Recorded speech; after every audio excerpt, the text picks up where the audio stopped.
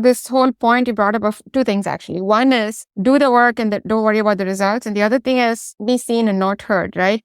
So in some sense, they're antithetical, I would argue, to the American way of doing things, which is, hey, you have to be results driven. Everything is about the outcomes, which is very different than do the work and let the outcomes be what they are. Was that ever a conflict? And how did you reconcile that? And then secondly, to those of us who have been brought up in the be humble, be self-effacing, how do you overcome that inner programming and find out who the real you is versus the conditioned you is, especially if you've been brought up in a culture or an environment which says, be humble, don't rock the boat?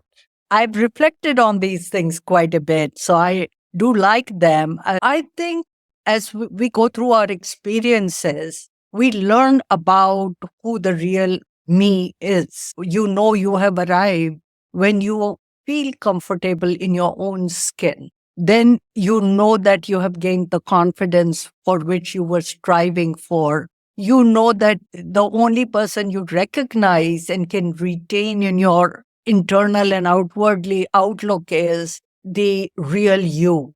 The pretend goes away. It was a varnish which entered your head. It gets ingrained by different people, whether they are your parents or teachers or society, your co-workers, all those things. The art of listening to your instinct is what we need to develop. And the only way we can develop, in my mind, or the way I developed, is by saying, whose brain am I going to think with?